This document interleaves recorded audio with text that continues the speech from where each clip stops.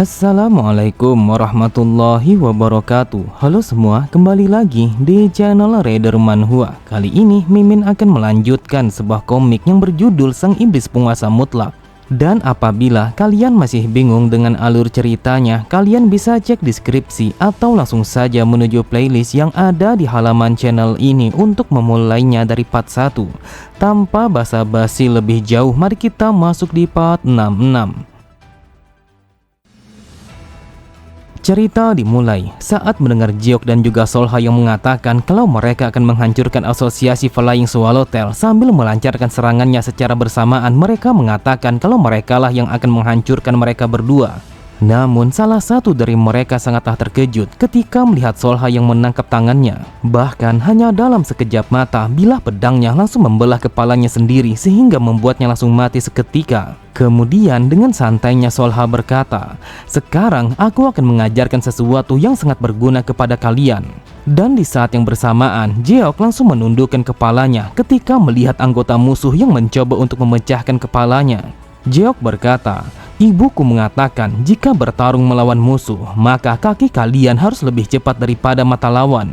Benar saja, orang itu langsung tersungkur ke atas tanah setelah kakinya yang dipatahkan oleh Jiok. Pada sisi yang lain, terlihat salah satu dari mereka langsung mengincar kepala Jiok dengan mengayunkan tongkat kayunya. Akan tetapi usahanya hanyalah sia-sia ketika Jiok yang memutar pergerakannya ke arah belakang. Kemudian Jiok langsung menangkap bajunya orang itu sembari mengatakan pelajaran yang kedua. Jiok berkata, "Ibuku mengatakan segala sesuatu yang bisa diraih oleh tangan adalah senjata yang berguna." Tanpa pikir panjang, Jiok langsung menarik orang itu dan menggunakannya untuk menghajar salah satu dari mereka. Lalu sambil bersiap menusukkan patahan kayu, Jiok berkata, "Apakah kau tahu pelajaran terakhir apa yang diberikan oleh ibuku?" Di tempat yang berbeda, terlihat salah satu dari mereka langsung berteriak kesakitan setelah sebuah pedang yang menusuknya. Ketika semuanya sudah terbantai, terlihat seseorang yang tersisa langsung berlari ketakutan karena ia menyadari kalau orang yang mereka lawan adalah seorang iblis. Namun tiba-tiba saja orang itu langsung terdiam ketika tubuhnya yang tertarik ke arah belakang. Bahkan ia tertarik dengan begitu cepat sampai-sampai tubuhnya langsung menembus dinding kayu untuk menuju ke arah Solha. Terlihat orang itu menjadi semakin panik, wajahnya memucat ketika ia sudah berada di hadapan Solha. Kemudian sambil tersenyum Solha berkata, "Pelajaran yang ketiga adalah kau sama sekali jangan pernah memberi ruang kepada musuh untuk melakukan serangan balik." Setelah mengatakan itu, Solha langsung mematahkan batang lehernya sehingga membuatnya langsung mati seketika.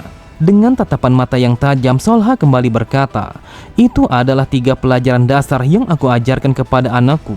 Di saat itu, Solha telah berhasil membantai semua orang yang ada di sana dengan begitu mudah.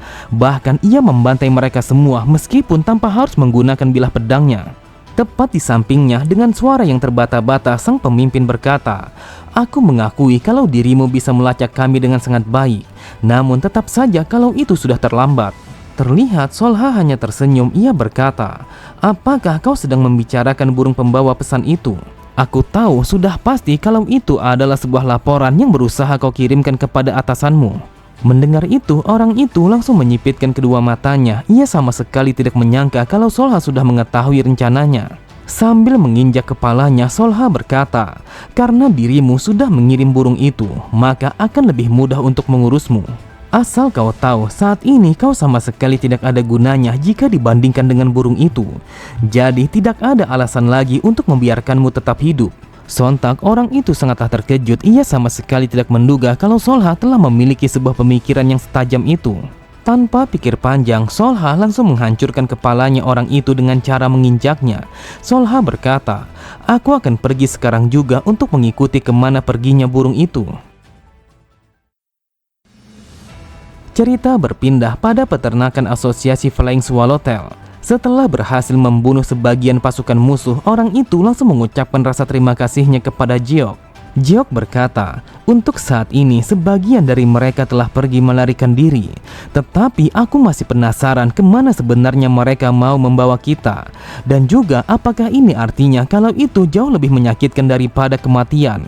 Orang itu berkata, "Sebenarnya aku tidak tahu bagaimana pastinya, tetapi orang-orang yang sudah mereka bawa sama sekali tidak pernah kembali lagi." Yang aku tahu, mereka selalu saja mengambil orang-orang dengan jumlah yang tetap. Jadi ada kemungkinan kalau mereka telah menggantiku dengan mengambil orang lain. Tepat di sampingnya, salah satu dari kelompok Jiok berkata, "Sebelumnya aku sama sekali tidak tahu apa yang terjadi. Di saat itu aku hanya mabuk. Namun ketika aku sudah bangun, aku sudah berada di dalam kereta kuda." Lalu orang itu bertanya kepada Songno bagaimana ia bisa sampai ke tempat itu. Dengan wajah yang tertunduk, Songno pun mengatakan kalau dia telah mengalami situasi yang sama. Terlihat Jiok langsung melemparkan pandangannya kepada Songno karena ia menyadari kalau Songno telah menyembunyikan sesuatu. Beberapa saat kemudian, ketika hari sudah malam, terlihat Songno secara perlahan telah keluar dari gubuknya. Lalu ia pun langsung melemparkan pandangannya ke arah langit yang seakan-akan kalau dia sedang memikirkan sesuatu. Namun Songno langsung memalingkan pandangannya ke arah belakang ketika mendengar Jiok yang menyapanya. Jiok berkata, "Pak Tua, apa yang kau lakukan di luar sini? Apakah kau sama sekali tidak bisa tidur?" Ketika mendengar Songno yang balik bertanya apakah dia tidak tidur, Jiok pun mengatakan kalau dia sama sekali tidak bisa tidur jika berada di tempat yang baru. Jiok berkata, "Pak Tua, aku akan langsung ke intinya.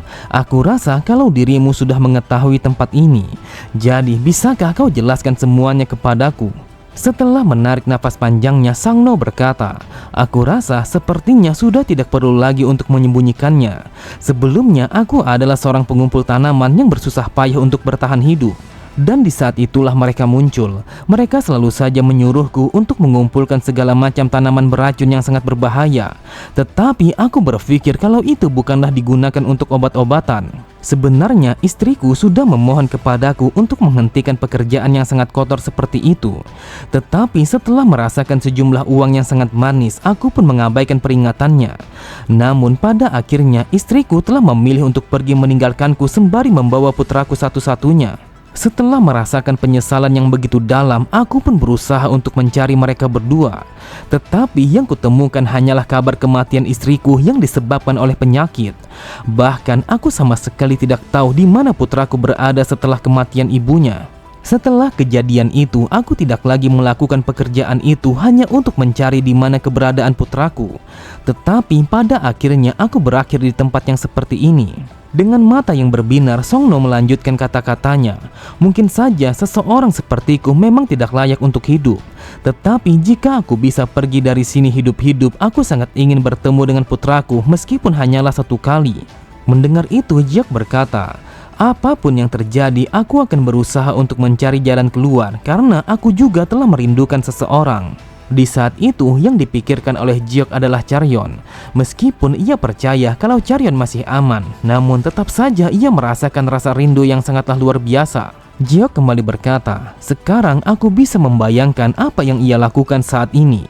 Jika kita ingin pergi meninggalkan tempat ini, maka kita harus membatalkan sebuah pembatas yang menyegel energi internal ini terlebih dahulu. Jika mereka adalah orang yang sama seperti yang tadi, seharusnya tidak akan menjadi masalah." Ketika mendengar Songno yang bertanya apakah ada sebuah cara untuk bisa membatalkan pembatasan itu, Jiok berkata, "Aku sebenarnya masih belum tahu. Jadi yang perlu kita lakukan hanyalah menyelidiki faksi Gongsu terlebih dahulu." Cerita berpindah pada markas utama faksi Gongsu. Di saat itu ada begitu banyak orang-orang yang sedang berjaga sambil berbincang satu sama lain. Sambil tertawa, salah satu dari mereka berkata, "Yang aku dengar ada seseorang yang berusaha untuk melawan sehingga membuat sebagian dari kita telah mati dan juga mengalami luka parah.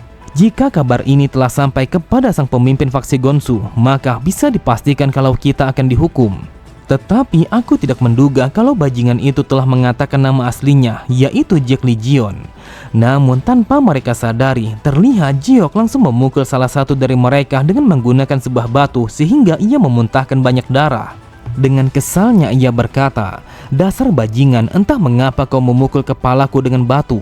Mendengar itu temannya berkata, "Apa yang kau katakan? Bukankah aku berada di sampingmu sambil memeluk pedang ini?" Tidak lama kemudian, akhirnya Jiok pun telah berhasil memasuki sebuah ruangan yang menyimpan semua catatan di tempat itu.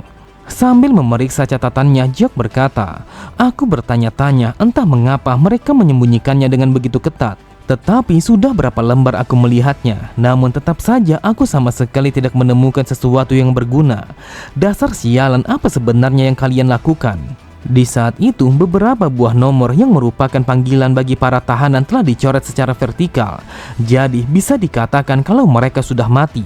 Namun tiba-tiba saja Jiok langsung melemparkan pandangannya ke arah pintu ketika mendengar seseorang yang berjalan menuju ke arahnya. Sambil berjalan memasuki ruangannya, orang itu berkata, mereka mengatakan kalau ada seseorang yang berusaha untuk pergi melarikan diri dan ini benar-benar sangatlah merepotkan.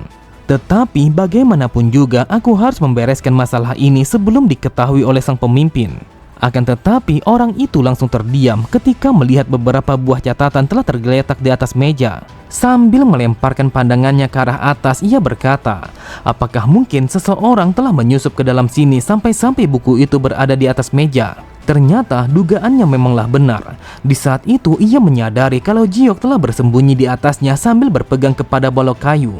Melihat itu dengan tatapan mata yang sangat tajam yang dipenuhi niat membunuh, Jiok berkata, dasar sialan, apakah aku sudah ketahuan? Oke semua, cukup sampai di sini dulu pembahasan alur cerita kita. Sampai jumpa di video selanjutnya. Wassalamualaikum warahmatullahi wabarakatuh.